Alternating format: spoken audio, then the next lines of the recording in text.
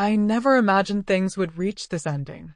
I hadn't foreseen him walking away, nor had I thought our story would close with such a quiet, almost tender stillness. In a single breath, a phrase spoken more to myself than to him shifted everything. "I can't keep living like this," I murmured, my voice carrying just enough to reach him, though it was really meant for the hidden corners of my own heart. I had braced for a storm, for raised voices, for desperate pleas, for his insistence that we could mend what was breaking. I had prepared myself for anger, for tears, for anything but the silence that followed. His eyes didn't ignite with rage, nor did they cloud with confusion. They looked hollow, worn down, as though my words weren't a revelation at all, but only the faint echo of a truth he'd quietly shouldered for far too long. And then he did something I hadn't pictured in all the scenarios I'd played out in my head. He leaned in, his breath warm against my cheek, and pressed a gentle kiss to my temple. It wasn't a kiss of longing or urgency. It was farewell, soft, final, and unspoken.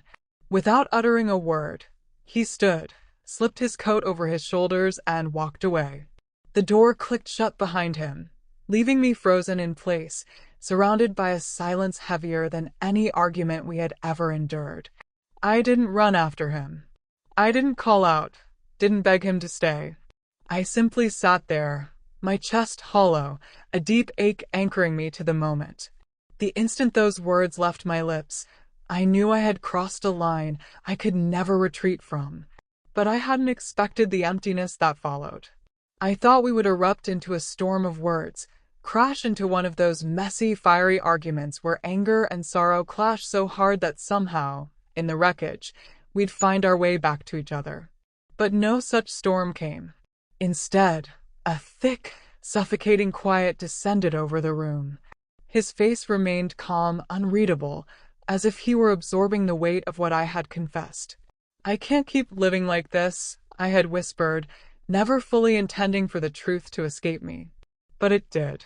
And with that, everything shifted. The distance between us had been growing for so long, hadn't it?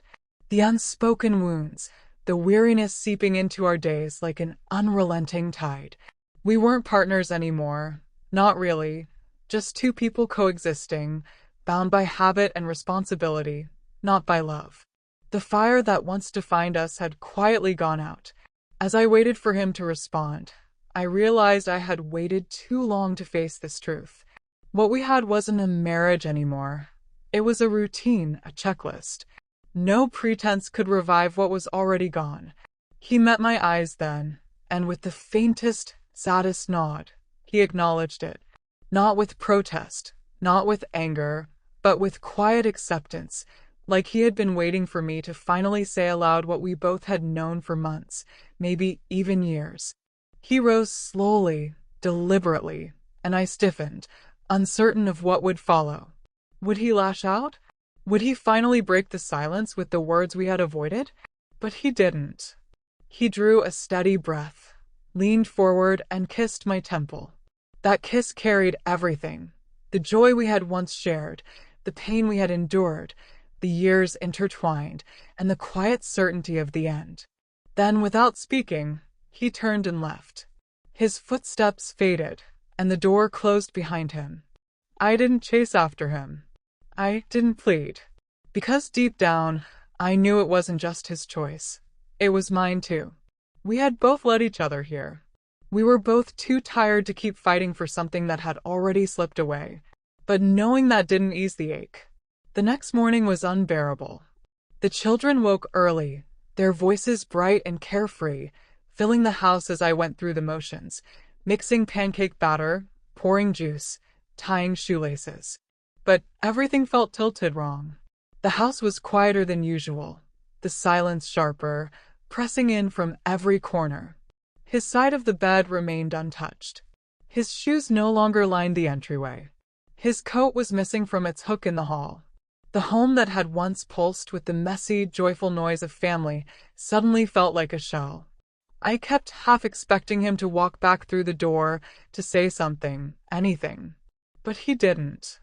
The silence stretched longer, and with each day that passed, His absence pressed harder against me. I missed him, not just the presence of him, but the way he could draw laughter out of me even when I resisted. The comfort of his